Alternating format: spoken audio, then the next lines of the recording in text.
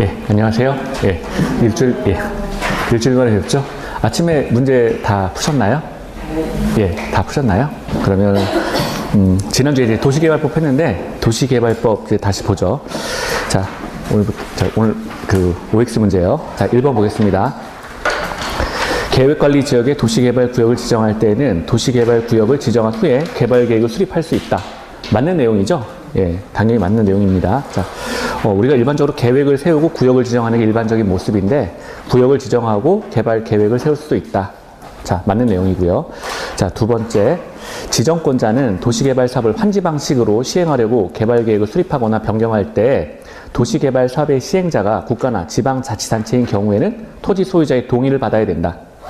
자, 그 지정권자가 도시개발 사업을 환지 방식, 그러니까 땅을 땅으로 교환해 주는 거죠. 환지 방식으로 시행하려고 할 때는 일반적으로 토지 소유자의 동의를 받아야 되죠. 자, 그 사업 시행자가 민간인 경우에는 토지 소유자의 동의를 받아야 됩니다. 근데 토지 소유자의 동의 요건은 어떻게 돼요?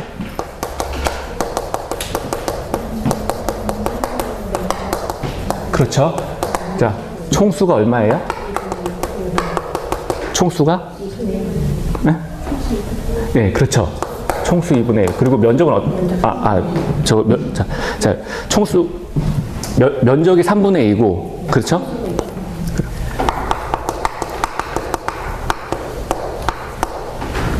면적이 3분의 2고 총수가 2분의 1이죠. 네, 그래서 원래는 요거 앞에 쓰는데, 자, 그래서 지금 총수 2분의 1, 그 다음에 면적 3분의 2 이상의 동의를 얻는다. 그래서 우리 이거 뭐 서브에도 나와 있었고 교재에도 나와 있으니까, 자, 요거 꼭 기억을 하시고요.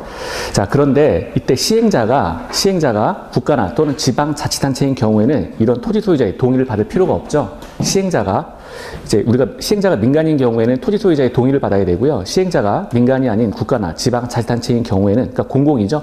공공인 경우에는 토지 소유자의 동의를 받을 필요가 없습니다. 그래서 2번은 틀렸고요. 3번이요. 도시개발 사업 시행자가 될 수 있는 한국토지주택공사 사장이 30만 제곱미터 이상으로 국가계획과 밀접한 관련이 있는 도시개발구역의 지정을 제한하는 경우에는 시도지사 또는 대도시장이 도시개발구역을 지정할 수 있다 그랬는데, 우리가 지금 키워드가 이 문장에서 첫 줄 끝에 국가계획과 밀접한 관련이 있는 도시개발구역의 지정. 자, 국가계획이죠. 국가계획 나오면 무조건 국토교통부 장관이죠. 그래서 시도지사나 대도시장은 아닙니다. 국장이 도시개발구역을 지정할 수 있다. 국토교통부 장관이 지금 도시개발구역을 지정할 수 있다라고 해야 맞는 내용이 되고요. 자, 4번이요. 국가, 지방자치단체, 도시개발조합을 제외한 사업 시행자로 지정될 수 있는 자는 도시개발구역의 지정을 제한할 수 있다. 맞는 내용이죠. 자, 맞는 내용입니다. 153페이지 이제 문장 그대로 따온 거고요. 자, 그리고 5번이요. 도시개발구역의 전부를 환지 방식으로 시행하는 시행자가 도시개발구역의 지정에 고실로부터 1년 이내에 실시계획 인가를 신청하지 아니한 경우에는 시행자를 변경할 수 있다 그랬는데, 요거는 그냥 문장 그대로 외우세요. 그래서 1년 이내에 실시계획 인가 신청하지 않으면 시행자 변경할 수 있다. 이렇게 외워주시는데, 이것도 우리 교재에서 166페이지에 문제 나와 있었던 거 있죠. 그 교재 내용은 없어요. 이 내용은 없는데 문제. 자, 그래서 1년 이내에 시행자 변경할 수 있다. 이렇게 그냥 외워주시고요. 맞는 내용입니다. 6번이요. 도시개발법령상 도시개발구역을 지정한 후에 개발 계획에 포함시킬 수 있는 사항으로 옳은 것은, 자, 이거 별표하시고요. 지금 보면 구역을 지정한 다음에 개발 계획에 포함시킬 수 있는 사항, 그래서 포함시킬 수 있는 사항이니까 임의적 사항을 말하는 거죠. 임의적 사항 우리 4가지가 있었어요.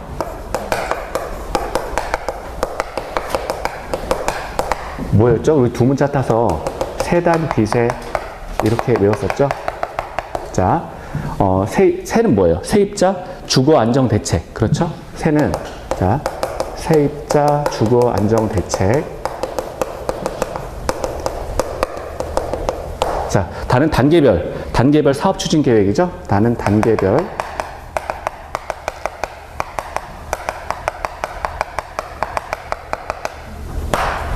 사업 추진 계획. B는 이제 비용 부담이었죠. 비용 부담. 그리고 세는 세부 목록의 작성. 이거는 이제 임의적 사항이다. 그래서 우리 외울 때 세단 비세 이렇게 해서 외우세요. 서브에도 나와 있죠. 세단 비세. 자, 세단을 샀는데 B가 세더라. 자, 그래서 개발 계획에 포함시킬 수 있는 사항, 요건 이제 임의적 사항이죠. 임의적 사항인데, 옳은 것은 그랬는데, 자, 1번 보면, 도로 상하수동 주요 기반시설의 설치 계획, 교통 처리 계획, 순환 개발 등 단계적 사업 추진이 필요한 경우 사업 추진 계획 등에 관한 사항. 그래서 지금 단계별 사업 추진 계획이 지금 3번에 나와 있죠. 그래서 3번이 맞는 내용이고요. 4번 원형지로 공급될 대상 토지 및 개발 방향, 전시장, 공연장 등의 문화시설 계획. 자, 이런 것들은 뭐 아닌 거죠. 그래서 우리 그 교재 151페이지하고 152페이지 보면 필수적으로 들어가야 되는 사항이 있고 임의적으로 이제 들어가야 되는 임의적으로 들어갈 수 있는 사항, 임의적 사항 이렇게 나눠서 이렇게 봤는데 지금 세단 비세는 임의적 사항이죠. 그래서 들어갈 수 있는 내용이에요. 개발 계획에 포함시킬 수 있는 사항이다. 자, 세단 비세 꼭 기억을 하시고요. 자, 서브에도 있으니까 보세요. 7번이요. 도시개발법령상 도시개발조합에 관한 설명으로 옳은 것은 자 1번이요. 조합을 설립하려면 도시개발구역의 토지 소유자 5명 이상이 정관을 작성해서 지정권자에게 조합 설립의 인가를 받아야 된다 그랬는데요. 숫자가 틀렸죠. 5명이 아니라 7명입니다. 7명이에요. 오늘 이따가 도시 및 주거환경 정비법을 할 건데 오늘 이제 오늘 할 때 도시 및 주거환경 정비법에서 이제 조합 추진위가 나오죠. 조합 추진위원회는 5명이다. 그래서 항상 이게 조합 관련해가지고 이제 사람 숫자 관련해서 이제 문제가 나올 수 있어요. 도시개발법에서는 5명이 아니라 7명입니다. 7명. 그래서 1번은 틀렸고요. 2번. 조합 설립 인가를 받은 후에 정관 기재 사항인 주된 사무소의 소재지를 변경하는 경우에는 지정권자에게 신고하여야 된다. 자, 맞는 내용입니다. 자, 주된 사무소 소재지를 변경하는 것은 신고 사항이다. 이렇게 외워주시고요. 교재는 169페이지에 나와 있어요. 169페이지에 관련 내용이 나와 있습니다. 한번 다 읽어보세요. 그래서 신고 사항. 자, 2번은 맞는 내용이고요. 3번이요. 조합의 임원은 다른 조합의 다른 임원을 겸할 수 있다가 아니라 없다죠. 자, 임원이 다른 그 조합의 임원을 겸할 수가 없습니다.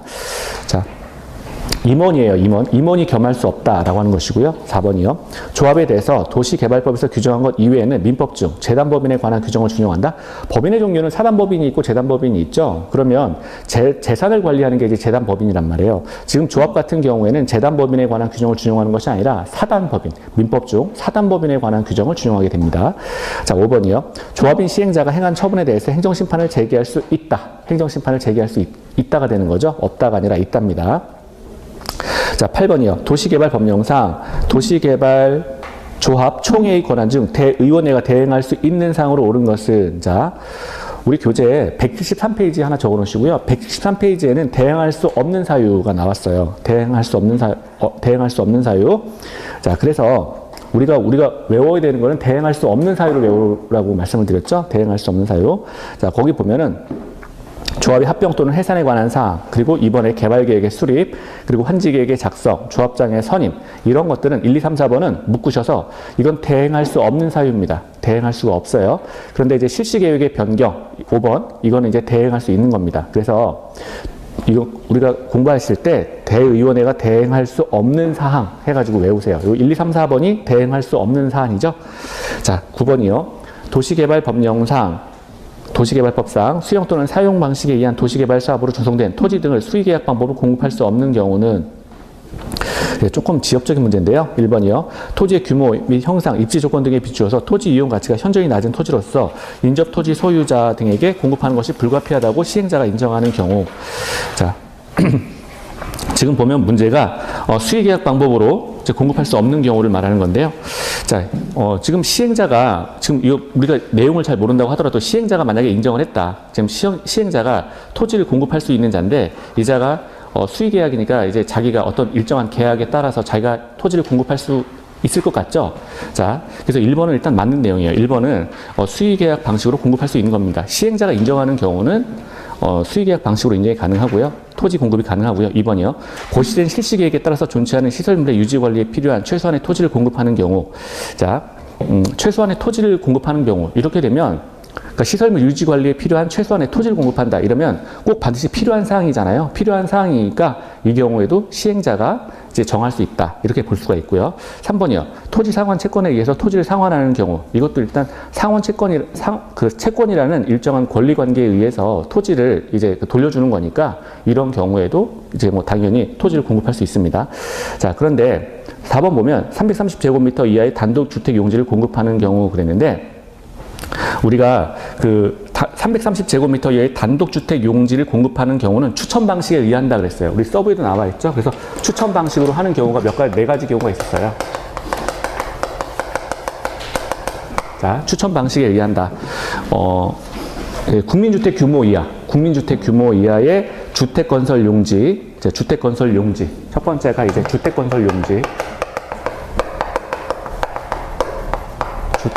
용지를 공급하는 경우고요. 자, 두 번째의 경우가 공공택지 그리고 공장용지. 자, 공공택지 그리고 공장용지. 자, 이런 거 공급하는 경우. 그리고 아까 우리 네 번째 본 게 단독주택 용지. 자, 네 번째가 330제곱미터 이하의 단독주택 용지. 자, 요거 330제곱미터의 단독주택 용지를 공급하는 경우에는 추천 방식에 의한다 그랬어요. 이게 우리 서브에 나와 있잖아요. 그렇죠? 네 가지. 자, 기억하시고요. 자, 10번이요. 도시개발법령상 환지 예정지 지정에 관한 설명으로, 자, 틀린 것은 땅을 땅으로 바꿔주는 거. 자, 1번이요. 종전 토지의 임차권자는 환지 예정지 지정 이후에 환지 처분이 공고되는 날까지 종전의 토지를 사용하거나 수익할 수 있는 게 아니라 수익할 수 없죠. 그렇죠? 환지 예정지가 지정되면 종전 토지의 그 임차권자 등은 그 토지에 대해서 사용하거나 수익할 수가 없습니다. 2번이요.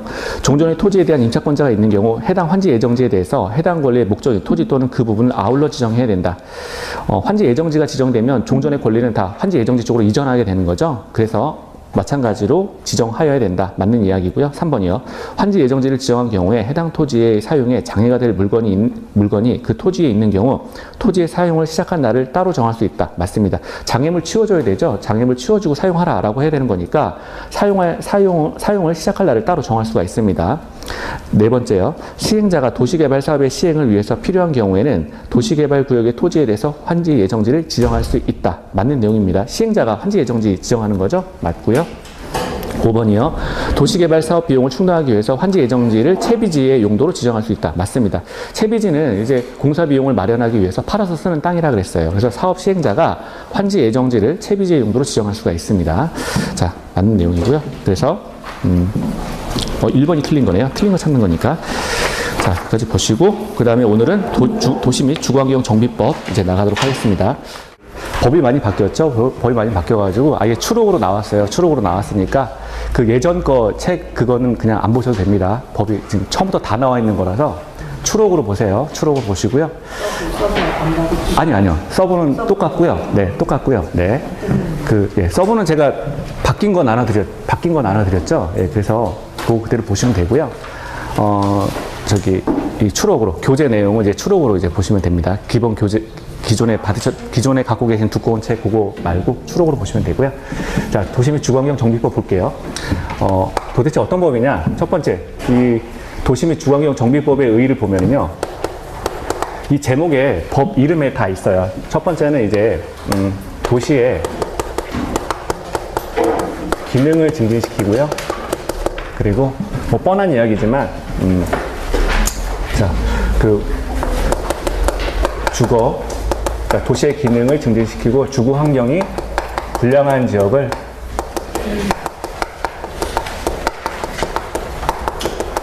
정비하는 법이 주거환경 정비법입니다. 그래서 도시의 기능을 증진시키고 주거 환경이 불량한 지역을 정비하는 법이 도시 및 주거환경 정비법이다. 자, 그러면 이제 우리가 한번 차이를 좀 볼게요. 차이. 지난 시간에 이제 도시개발법을 했거든요. 그래서 도개법과의 차이, 어떤 차이가 있느냐?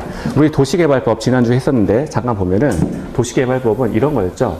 기존에 어떤 큰 도시가 있어요. 도시 지역 안에 일부에 대해서, 자, 기존에 어떤 큰 도시가 있고요. 도시 지역 안에 일부에 대해서 일부를 이제 신도시로 개발하는 법이었어요. 도시 지역 안에 낙후된 지역이 있는데 이 지역을 신도시로 개발하는 법이다 그랬습니다. 그래서 이 부분을 도시 지역 안에 일부를 신도시로 개발하는 법이 도시개발법이었어요. 이 신도시로 개발하다 보니까 이쪽 지역을 뭐 싹 밀어버리거나, 그래서 싹 밀어버리고 여기에 새로 이제 아파트 단지나 뭐 이런 것들이 이제 들어오는 거죠. 학교 들어오고 하는 거니까 주로 이쪽은 이제 면적 자체가 좀 넓어요. 면적 자체가 좀 큽니다. 그러니까 대상 지역 자체가 좀 넓어요. 면적이 크고요. 그리고 토지를 주로 대상으로 하죠. 토지를 주로 대상으로 한다. 뭐 이런 특징이 있어요. 면적 있고 그다음에 토지를 주로 대상으로 합니다. 그런데 이 도정법 같은 경우, 도시 및 주거환경정비법, 이 도정법 같은 경우도 뭐 기능은 똑같아요. 일반적으로 이게 도시 안에 마찬가지로 이런 도시가 있고요. 도시 안에 또 일부를 이렇게 이제 고치는 거예요. 도시 지역 안에 일부 지역을 이렇게 정비하는 법인데, 이쪽은 도시개발법에 비해서 상대적으로 면적이 좀 작습니다. 면적이 좀 작고요. 이쪽에 이제 낙후된 도시 지역이기 때문에 이쪽을 개발해 주는데 토지뿐만 아니라 여기 안에 살고 있던 사람들이 있을 거 아니에요. 이 사람들에 대한 보상까지 함께 이루어진다는 거예요. 그러니까 아파트를 지어주고 아파트에 대해서 뭐 입주를 받고, 그러니까 토지와 건축물에 대한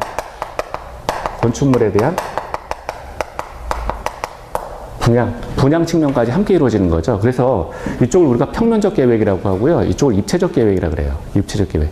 여기는 이제 상대적으로 큰 도시를 개발하는 거였기 때문에 그냥 토지 중심으로 싹 밀어버리고 신도시 들어간다 이런 개념이었고, 여기는 기존의 아파트 단지를 이제 중심으로 아파트를 이제 올리겠다 뭐 이런 거니까 기존에 아파트에 살고 있던 사람들 이제 내보내고, 그 다음에 아파트 새로 지어서 다시 분양을 받고, 뭐 이런 분양시키고 이런 거니까 토지와 건축물 자체를 함께 포함한다는 거죠. 그래서 면적의 차이가 있고, 이쪽을 이제 평면적 계획이라고 본다면 이쪽은 건물이 들어가기 때문에 입체적 계획이다. 그럼 그런 차이가 있어요. 그러니까 거의 똑같아요. 거의 똑같은데 면적의 차이, 평면이냐 입체냐 뭐 이런 거. 그리고 이쪽에는 이제 건축물 중심으로 해서 기존에 살고 있던 사람에 대해서 내보내고, 그러니까 내보내는 사람은 뭐 보상을 해준다거나 아니면 다시 들어와서 살게끔 한다거나, 그래서 분양 계획에 들어가 있는 거죠. 분양이 들어가 있으니까 이쪽에는 관리처분 계획이라는 게 이제 좀 추가가 됩니다. 관리처분 계획. 이따가 할 건데, 이제 관리처분 계획이라고 하는 거는 분양이었죠, 분양. 그래서 관리처분 계획 중심으로 해가지고 이 도시 및 주거환경정비법, 요 법이 이제 진행이 된다. 이렇게 보시면 돼요. 자, 그럼 이제부터 해보죠. 도시 및 주거환경정비법. 일단 우리가 지금 하고 있는 게 행정절차법이 있기 때문에 절차를 할 수밖에 없죠. 자, 첫 번째 도정법에서 이제 우리 절차를 들어가는 건데요. 기본 방침은 어떻게 세웁니까? 자, 기본 방침을 먼저 순서를 한번 볼까요? 그러면 자, 기본 방침을 먼저 수립하게 되고요. 기본 방침을 수립하게 되고, 자, 방침에 이어서 이제 기본 계획을 수립하게 됩니다. 기본 방침, 그리고 기본 계획을 수립하게 되고요. 세 번째, 정비 계획을 세우게 되고요. 그리고 네 번째, 정비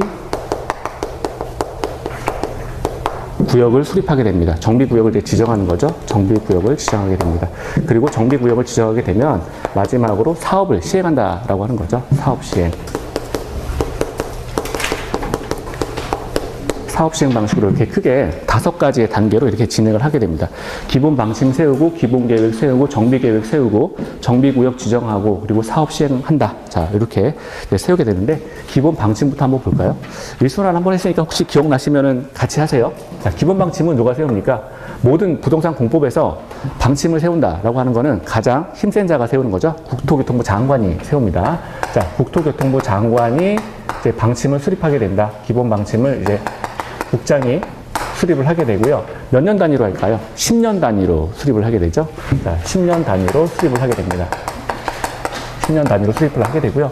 계획을 세워놨는데 이게 정말 현실성, 리얼리티가 있는지 없는지도 이제 시간이 지나가면서 계속 검증을 하겠죠. 그래서 5년마다 자기가 세워놓고 5년마다 타당성 검토라는 걸 합니다. 타당성 검토를 한다.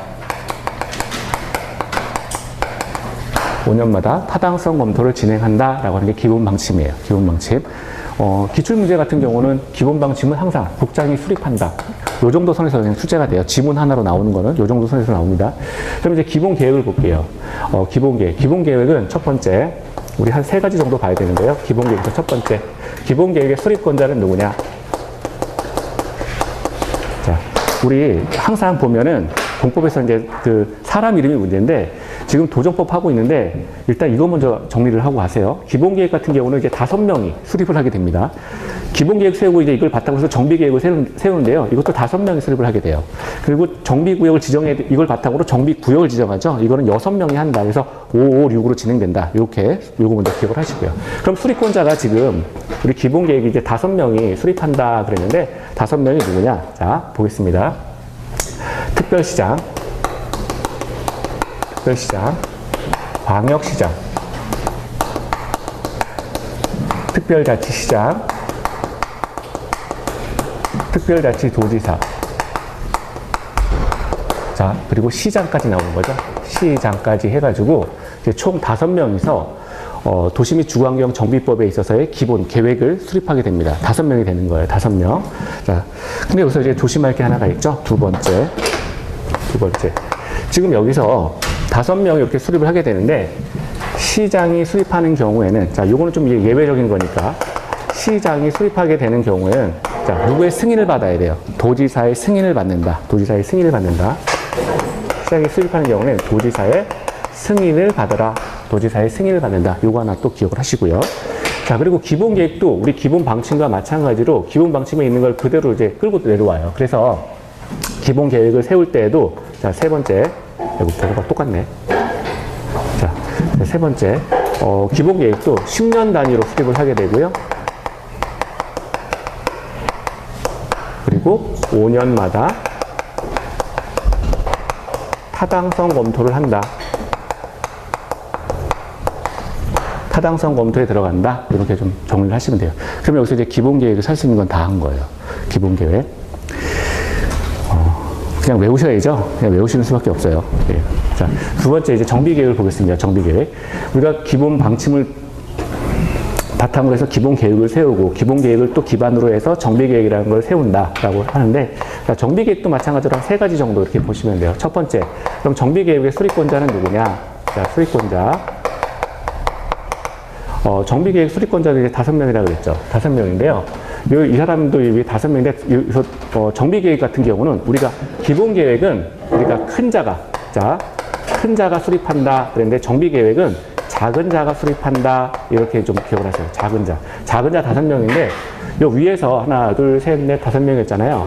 그러면 이게 큰 순서죠. 특별시장, 광역시장, 특별자치시장, 특별자치도지사, 시장 이렇게 나가는데, 이 작은 자 5명인데 큰 자에서 2명을 뺍니다. 이 자 2명을 빼요. 특별시장과 광역시장을 빼요. 그러면 이제 특별자치시장부터 출발을 하는 거죠. 그래서 수립권자는 여기서 특별자치시장, 그러니까 2명을 뺀 거예요. 특별자치도지사, 시장, 군수, 그리고 구청장 해가지고 지금 누가 더 들어갔냐면 군수하고 구청장이 추가가 됐어요. 정비계획의 수립권자입니다. 군수하고 구청장. 그러면 하나, 둘, 셋, 넷, 5명이죠. 5명이서 이제 수립한다. 자, 이제 수립권자 이제 5명이 나오고요. 자, 그리고 두 번째는, 여기서 정비계획에서는 정비계획의 입안권자가 등장해요. 정비계획의 입안권자가 등장을 합니다. 정비계획의 입안권자. 내가 사는 지역이 지금 우리가 지금 너무 낙후된 거잖아요.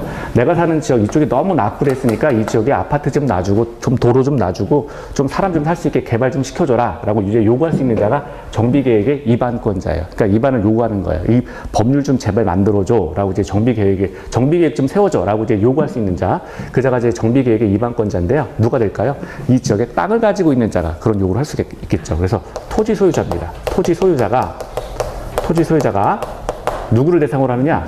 이 위에 정비계획을 수립할 수 있는 자들 5명이죠. 특별자치시장, 특별자치도지사, 시장군수, 구청장을 상대로 해가지고 마찬가지로 내가 살고 있는 지역에다가 개발 좀 시켜주세요. 좀 아파트 단지 좀 새로 해주고, 그리고 도로, 기반시설 좀 깔아주고, 뭐 이런 거. 자, 이런 거 좀 해주시오라고 요구할 수가 있습니다. 입안을 요구할 수 있습니다. 토지 소유자가 지금 위에 나와 있는 특별자치시장, 특별자치도지사, 자, 그리고 시장, 군수, 구청장을 상대로 해서 자, 요구할 수가 있습니다. 특별자치시장, 특별자치도지사, 시장, 군수, 구청장, 이 위에 5명 수립권자를 대상으로 해서 이 토지 소유자가 요구할 수 있다. 토지 소유자가 요구한다. 자, 요거 다 보시고요.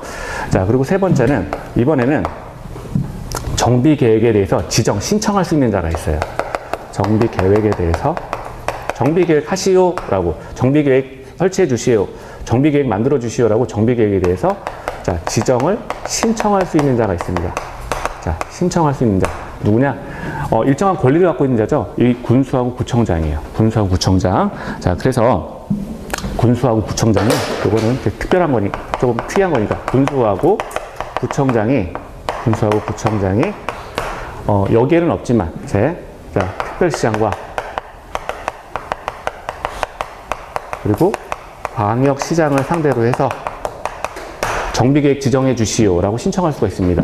군수와 구청장이 특별시장과 광역시장을 상대로 해서 정비계획에 대해서 지정을 신청할 수 있다. 자, 이렇게 좀 보셔야 돼요. 자, 그리고 네 번째 이제 정비구역의 지정을 보겠습니다. 정비구역 지정. 이쪽에 좀 한이 적어서 이쪽에다가 쓸게요. 네 번째. 정비구역의 지정.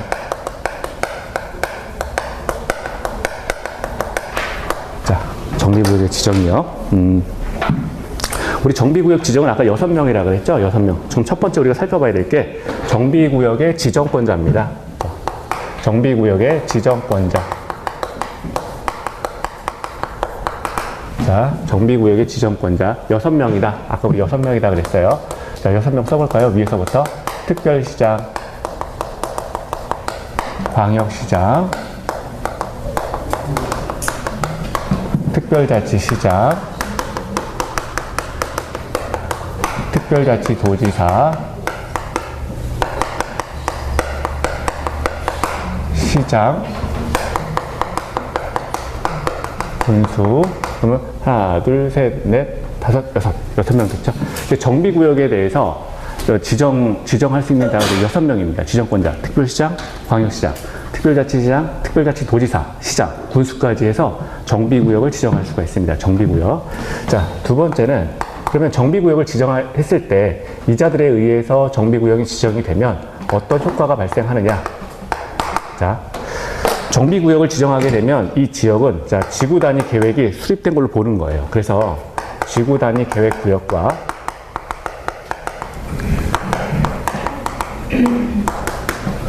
지구단위 계획이, 그러니까 지구단위 계획에 대해서 어떤 그 플랜, 그런 것들이 이제 지구단위 계획이죠. 지구단위 계획구역과 지구단위 계획이 수립된 것으로 의제가 된다. 자, 의제가 된다. 그래서 효과는 지구단위 계획구역과 지구단위 계획이 수립된 것을 본다라고 하는 거고요. 자, 그러면 이 지역에 대해서는 지금 어떤 거예요? 일정한 지역에 대해서, 도시 지역 안에서 이 부분에 대해서 아파트 새로 지을 겁니다. 도로 놓을 겁니다.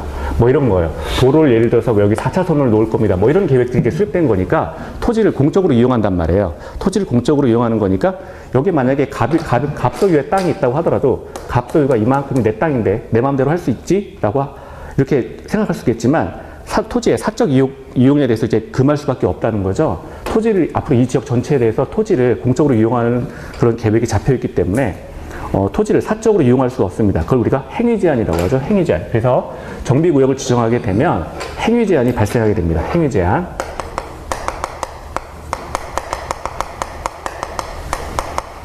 행위제한이 발생한다. 행위제한이라고 하는 것은 토지에 대해서 사적 이용을 금하는 거죠. 토지에.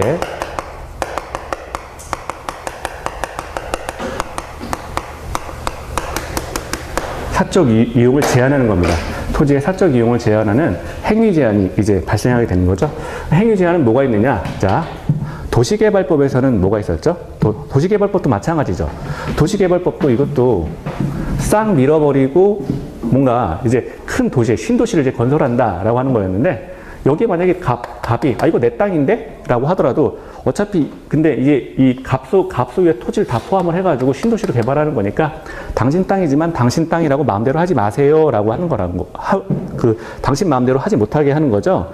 그러니까 만약에 그 땅 위에서 그 소유자가 자기 마음대로 하려고 한다면 일정한 행위에 대해서는 허가를 받고 하시오라고 하는 게 행위 제한이었어요. 토지의 사적 이용을 제한한다, 금한다라고 했습니다. 첫 번째는 어떤 게 있나요?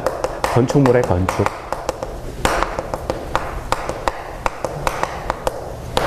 두 번째는 뭐예요? 공작물의 설치.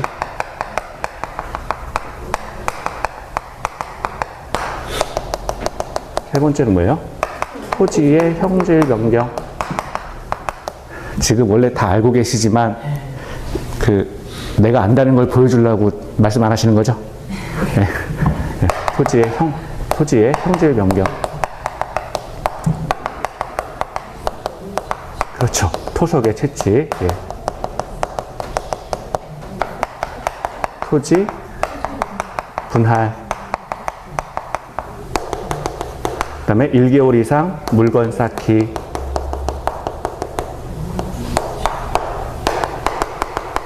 자, 그리고 중목의 벌채매 직제. 그렇죠?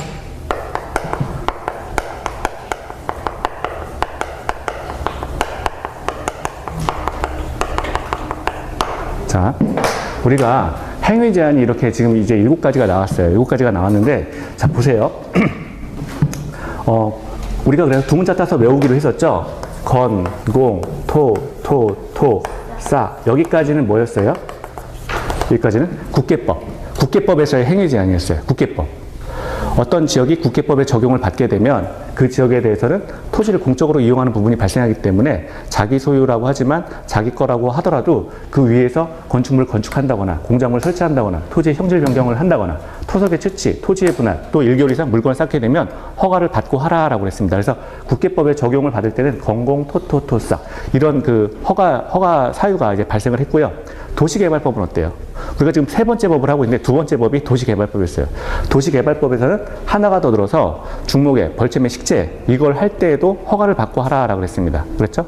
그리고 세 번째 지금 보는 법이 도시 및 주거환경 정비법인데 도시개발법하고 속성이 똑같단 말이에요. 속성이 똑같으니까 이 도정법도 도시개발법하고 속성이 똑같기 때문에 중목의 벌채매 식재를 할 때는 허가를 받고 하라라고 한다는 겁니다. 이거 당신 땅이라고 당신 마음대로 하지 마세요라고 하는 거죠. 그래서 우리가 건공, 토싸, 중목의 벌채매 식재 이런 거 할 수 없습니다. 이거 하려고 하면 허가를 받고 하라라고 하는 거예요. 허가 받고 하라. 자, 그래서 이제 이게 지금 행위 제한이 붙었고요. 행위 제한이 붙었고요.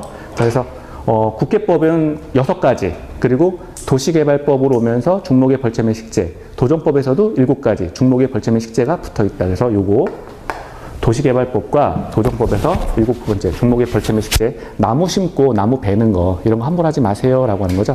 자, 이런 것들에 대해서 허가를 받고 하시오라고 하는 겁니다.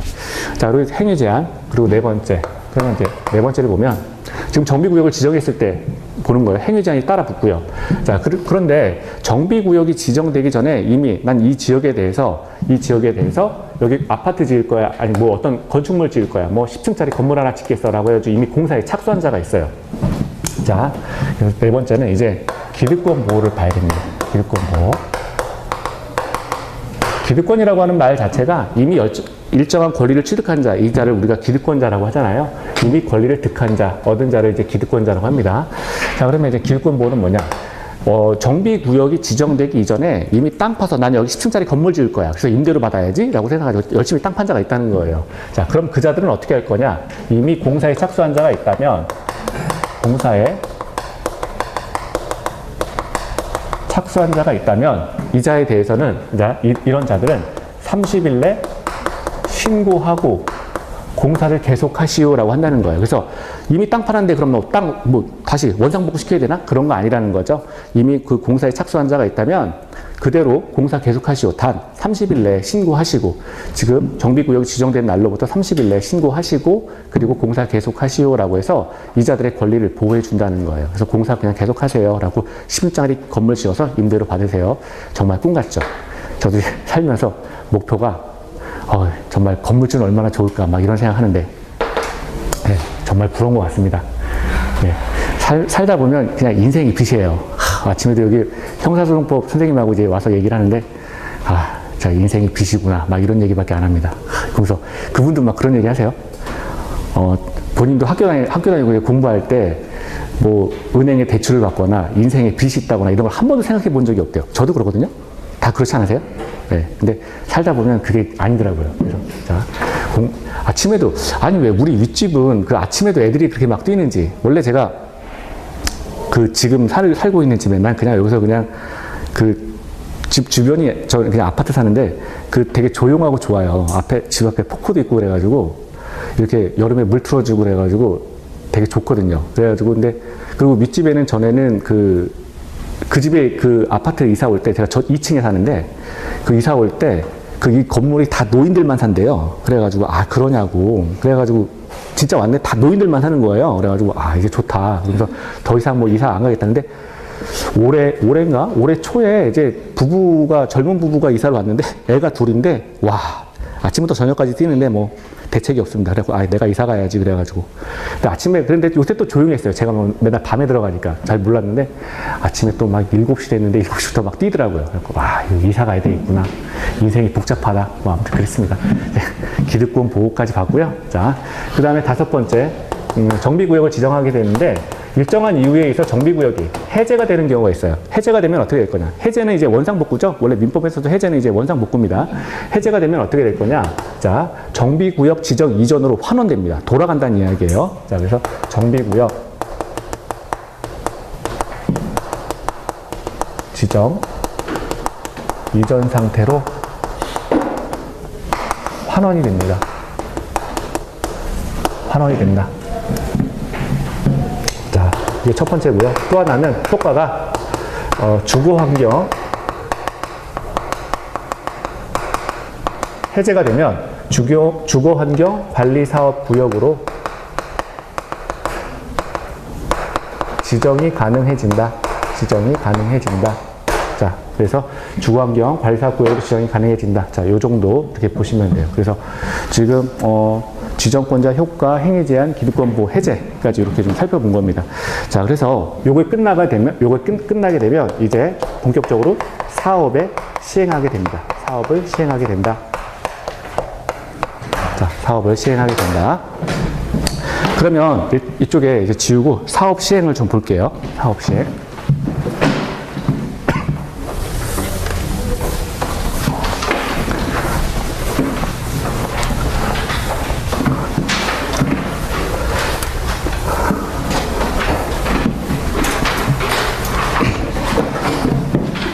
자, 사업을 시행하는데, 첫 번째, 우리가 이제 봐야 될 게 사업 시행자가 등장을 하겠죠. 자, 사업 시행자가 등장을 하게 되고요. 사업 시행자가 사업 시행 계획을 수립합니다. 어떻게 하겠습니다라고 하는 사업 시행 계획을 수립하게 돼요. 사업 시행 계획을 수립하게 되면 이제 그 국가로부터 허가를 받아야 되겠죠. 이렇게 사업을 할 겁니다라고 하는 이제 사업 시행 계획 인가 고시가 필요해요. 사업 시행 계획에 대해서 인가를 받아야 됩니다. 인가를 받고, 그리고 일반인들에게 알려야 되죠. 인가를 받고 이제 고시를 하게 됩니다. 사업 시행 계획 인가 고시가 끝나게 되면, 자, 그 다음에는,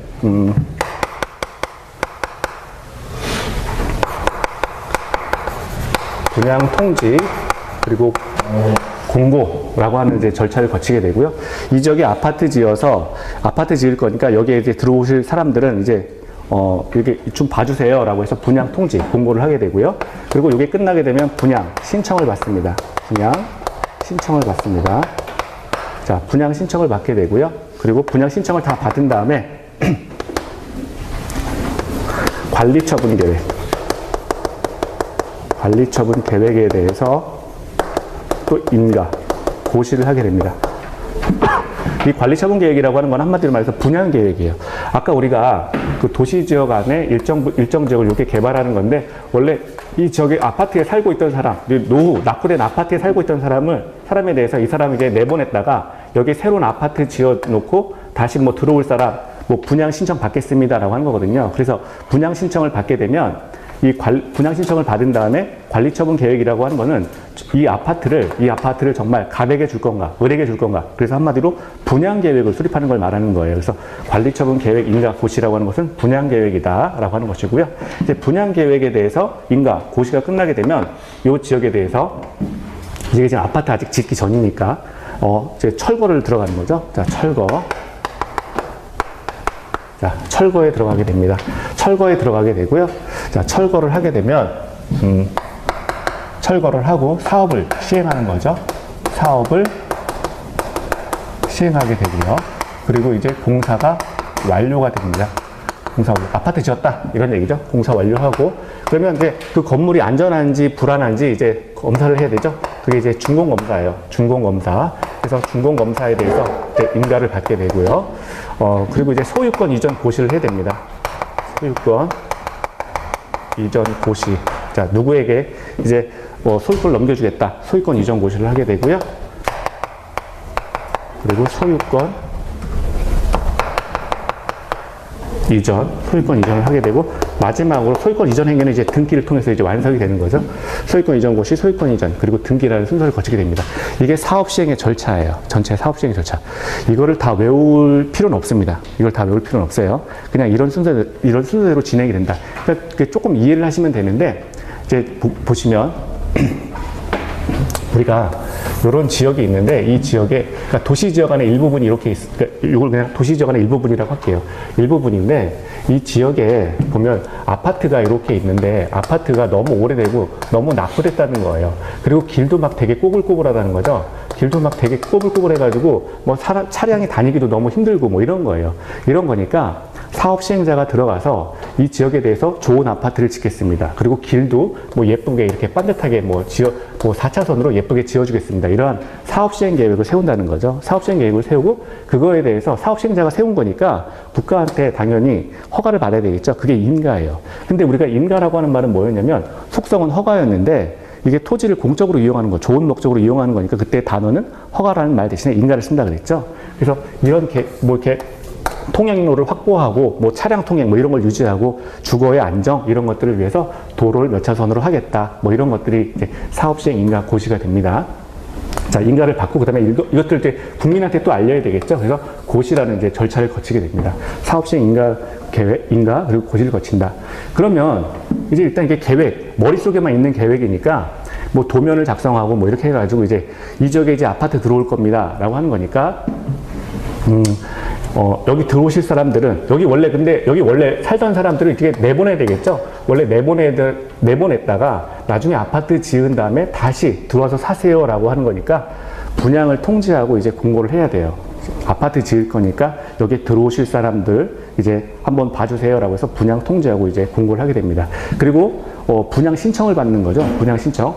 그러니까 여기 원래 살던 사람들이 여기 뭐 나중에 능력이 되면 이제 잠깐 자리를 비웠다가 다시 들어와서 새롭게 지은 아파트에 들어와서 살겠지만, 만약에 그렇지 못한 사람들도 많죠. 그래서 그냥 돈 받고 나가는 사람들도 분명히 있어요. 자, 그래서 분양 신청이라는 그 단계를 거치게 되고요. 그리고 이제 본격적으로, 구체적으로 그러면 갑에게는 몇 동 몇 호를 주겠다, 을에게는 몇 동 몇 호를 주겠다라고 하는 게 관리처분 계획 인가 고시예요. 자, 관리처분 계획이 그러니까 분양 계획이죠. 분양 계획에 대해서 이것도 마찬가지로 사업 시행자가 관리처분 계획을 수립하게 되는 건데, 사업 시행자가 관리처분 계획에 대해서 수립해가지고 국가로부터 허가를 받는 거고요. 그리고 그거를 그 해당 당사자, 일반 국민에게 알려야 되겠죠. 인가하고 고시라는 절차를 거친다. 그리고 이제 여기 아직 이제 엉망인 상태. 지금 여태까지는 다 계획뿐인 거예요. 계획뿐이니까 이 지역을 이제 싹 밀어버리는 거죠. 싹 밀어버리고 이제 오래된 아파트 다 철거합니다. 철거하고 도면에 따라서 이제 새롭게 뭐 싹 밀어버리고 새로운 아파트, 좋은 아파트 이렇게 싹 올려요. 사업을 시행합니다. 그리고 공사 완료를 하게 되죠. 자, 그리고 이제 그 새롭게 지은 아파트가 안전한지 준공검사 이제 인가를 받게 되고요. 그리고 정말 이 아파트 여기 관리처분 계획에 따라서 갑에게 몇 동 몇 호를 준다, 을에게 몇 동 몇 호를 준다라고 하는 이제 소유권 이쪽에 이전 고시. 자, 소유권 언제 몇 월 며칠 날 소유권 다 넘깁니다라고 하는 소유권 이전 고시 이런 걸 하게 되고, 그리고 정말 이제 갑에게는 몇 동 몇 호를, 을에게는 몇 동 몇 호를 이렇게 넘겨주는 소유권 이전 행위가 있고, 이때 등기를 받게 되면서 갑이 이쪽에 아파트의 소유권을 취득하고 을이 소유권을 또 취득하게 되고 이런 절차를 거치게 됩니다. 그러면 이제 좀 구체적으로 좀 볼게요. 사업 시행자는 누가 있느냐? 자, 사업 시행자는 크게 공공하고요, 민간이 있습니다. 민간. 자, 그러면 공공은 누가 있느냐? 자, 시장 분수가 대표적이죠. 시장 분수. 그리고 토지주택공사 등이 있습니다. 토지주택공사. 시장 분수가 이쪽 지역에 대해서 싹 밀어버리고 아파트 새로 지을 수도 있고요. 또는 뭐 시장 분수가 직접 하지 못하는 경우에는 사업을 할 수 있는 자를 지정할 수가 있어요. 그리고 토지주택공사가 들어와서 이렇게 새로운 아파트를 짓거나 새로 건설할 수가 있다는 거죠. 토지주택공사도 이제 공공의 편에서 사업을 시행할 수가 있습니다. 그럼 민간은 누구냐? 민간은 이쪽에 지금 여긴 내 땅이야 라고 하면서 이 땅을 갖고 있는 자들 또는 건물을 갖고 있는 자들이 있겠죠. 이 자들 같은 경우도 20명 이상 모여요. 20명 이상 모여서 조합을 꾸릴 수가 있습니다. 그래서 조합이 사업 시행자가 될 수가 있어요. 그래서 첫 번째는 이제 조합이 사업 시행자가 될 수가 있고요. 또는 만약에 그럼 20명이 안 되면 어떻게 되느냐? 토지 등 소유자라고 하는데 이 자들이 그냥 나서서 사업 시행자 역할을 할 수가 있습니다. 그래서 토지 등 소유자가 직접 할 수가 있습니다. 그리고 등록 사업자가 또 있어요. 자, 국가로부터 이제 등록을 해가지고 이러한 사업을 할 수 있는 자들, 등록 사업자들도 이제 민간에서 이런 자들도 이제 사업을 시행할 수 있다. 그럼 시험에 나오는 거는 아무래도 조합이겠죠. 조합. 이 사람은 이제 구성원이 같아요. 그렇죠? 조합이나 토지 소유자는, 그러니까 조합 같은 경우에는 토지를 갖고 있는 자, 토지를 20명 이상으로 모인 거니까 속성이 같다는 거예요. 속성이 같은데 이제 조합이 20명 이상이면 조합을 꾸린 거고 20명이 안 되면 토지 등 소유자가 되는 거고, 그래서 이 자들이 이제 민간으로서 사업 시행자 역할을 합니다. 그래서 우리가 볼 거는 이따가 조합을 이제 구체적으로 살펴볼 거고요. 이제 사업 시행 계획, 자, 인가, 고시를 하게 됩니다. 사업 시행 계획이다. 그거에 대해서 허가를 받는다. 그리고 그거에 대해서 국민들에게 알린다라고 하는 행위가 이제 고시인데요. 사업 시행 계획이다라고 하는 거는 예를 들어서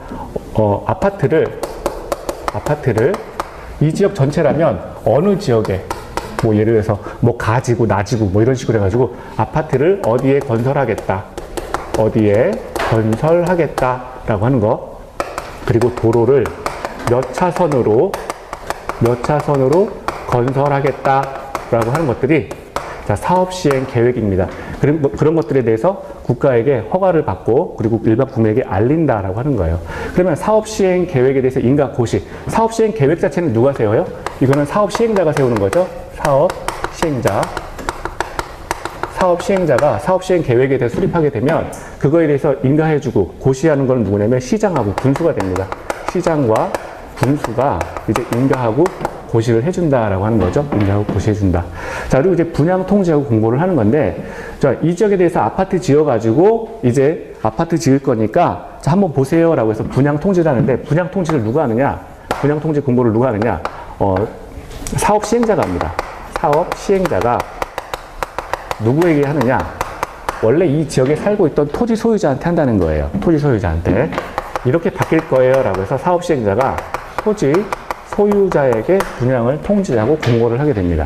분양을 통지하고 이제 공고를 하게 되면요, 그걸 본 토지 소유자가 내가 살고 있는 지역이 지금 이렇게 내가 잠깐 비워주면 이렇게 완성이 된다고? 그러면 나중에 들어와서 다시 살아야지 뭐 이렇게 할 거란 말이에요. 그래서 자, 분양 신청은 또 누구한테 하느냐? 토지 소유자가 사업 시행자에게 하는 겁니다. 토지 소유자가 사업 시행자에게 한다 라고 하는 것이고요. 자, 이제 관리처분 계획, 인가 고시예요. 관리처분 계획. 관리처분 계획이라고 하는 거는 우리가 아까 이렇게 보시면 돼요. 이거 분양이라고 보시면 됩니다. 분양 계획이다 라고 하는 건데요. 이런 것들이죠. 가백에 아파트 몇 동, 몇 호를 준다. 을에게 몇 동, 몇 호를 분양한다 라고 하는 겁니다. 그래서 그런 것들에 대해서 자, 마찬가지로 관리처분 계획이라고 하는 건 누가 세우는 거예요? 사업 시행자가 세우는 건데, 그거에 대한 인가해주고 그걸 고시, 안내해주는 것들은 누구냐? 시장 군수가 하겠죠.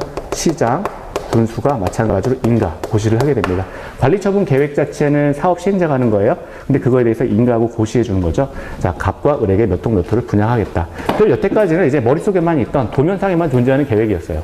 그러면 그 계획에 따라서 싹 밀어버립니다. 싹 철거를 하는 거죠. 철거를 하고 아파트 지어요. 사업 시행합니다. 그리고 공사 완료하고요. 그리고 자, 건축물 안전한지 불안전한지 준공검사 한다는 거죠. 그래서 안전하다라고 하면 준공에 대해서 인가를 해주고요. 자, 그리고 여기서 우리 갑에게 몇 동 몇 호를 준다, 을에게 몇 동 몇 호를 준다라고 하는 관리처분, 이 계획, 인가, 고시에 따라서 소유권 이전 고시를 합니다. 몇 월 며칠부로 소유권 이전합니다 라고 해서 알려주는 거죠. 그리고 그 계획에 따라서 소유권을 이전해주고 갑에게 소유권 이전 등기하고 을에게 소유권 이전 등기하면서 끝난다라고 하는 거예요. 끝난다.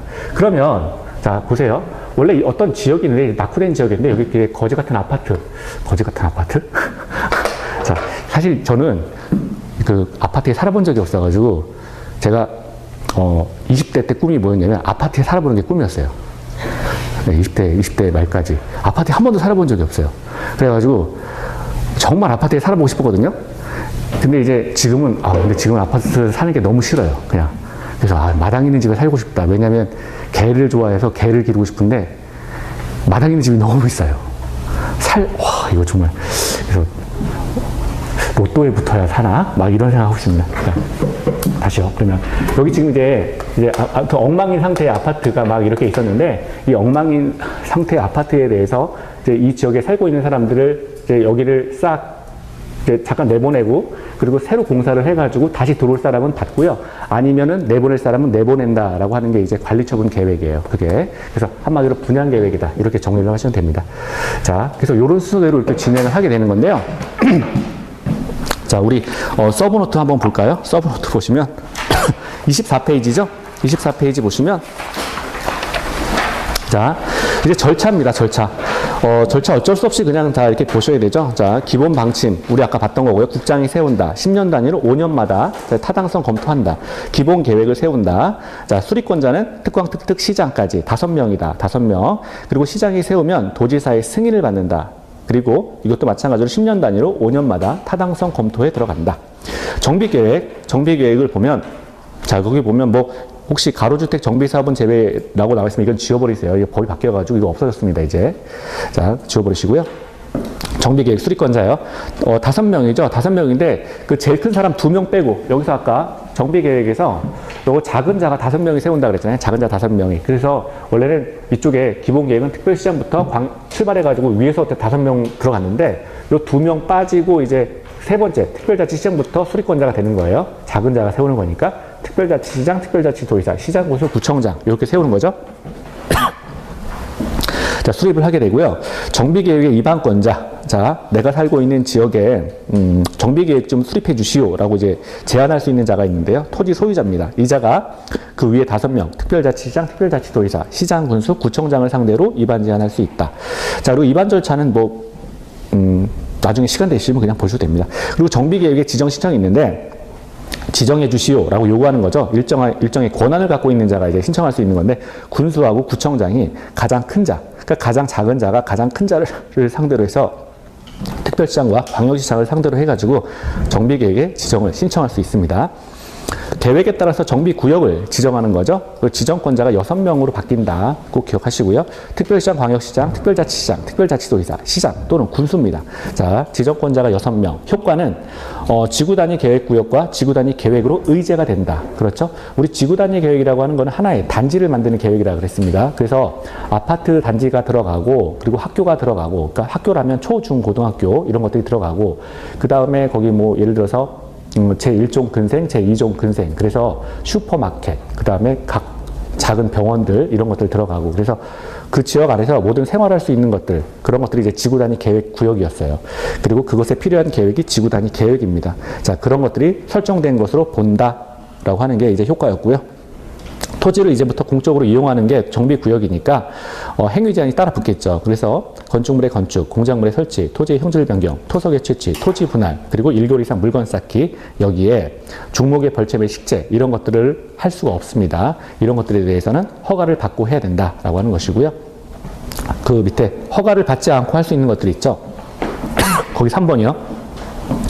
자, 재해 복구를 위한 응급조치나 간이 공작물 설치, 그리고 경작을 위한 토지의 형질 변경. 이거 잘 보시면 지난주에 우리 그 도시개발법 했는데 도시개발법하고 똑같은 거예요. 그렇죠? 속성이 같아서 그래요. 이게 재해 복구를 위한 응급조치, 간이 공작물 설치 이게 다 외우셔야 됩니다. 그리고 토지의 형질 변경은 허가 대상 사안인데 경작을 위한 토지의 형질 변경의 경우에는 허가 사항이 아니다라고 했습니다. 그리고 옆에 자연경관 손상 없는 토석의 채취. 토석의 채취는 허가 사항이잖아요. 그런데 토석을 채취한다 하더라도 자연경관에 손상을 주지 않는데요. 자연경관에 손상을 주지 않는 토석의 채취의 경우에는 허가 사항이 아니다. 그냥 할 수 있다라고 하는 것이고요. 자, 존치하기로 결정한 그 대지 안에 그냥 그 대지는 어떤 변경사항 없이 그냥 내버려 두기로 했어요. 그러면 그냥 모든 땅에다가 지금 물건 쌓는 게 아니라 존치 결정을 하기로 한 대지 안에서의 물건 쌓기 이런 것들은 허가 없이 할 수 있다. 자, 그리고 관상용 중목의 임시 식재. 자, 이것도 이것도 그냥 할 수 있다. 자, 꼭 기억하시고요. 그런데 경작지에서 임시식재는 제외한다 그랬는데 지금 경작지 임시식재 이 경우에는 허가를 받고 하라라고 했었죠. 도시개발법도 마찬가지고요. 자, 그래서 경작지 임시식재 요거는 좀 기억을 하시고요. 자, 그리고 이제 기득권 보호. 정비구역 내에서 공사에 착수한 자가 있다면 30일 내에 신고하고 공사 계속하시오라고 했습니다. 원상복구할 필요 없습니다. 자, 그리고 정비구역을 해제하게 되면 정비구역 이전 상태로 환원된다. 두 번째, 해제된 정비구역은 주거환경 관리사업구역으로 지정이 가능하다라고 했습니다. 관리구역으로 지정이 가능하다. 자, 그러면 이제 다음 페이지 보시면 그 위에 상단에 절차가 있어요. 절차가 지금 했던 거 지금 왼쪽입니다. 왼쪽, 이쪽 거로 할 거고요. 잠깐 쉬었다가 자, 25페이지부터 또 나가도록 하겠습니다. 잠깐 쉬겠습니다.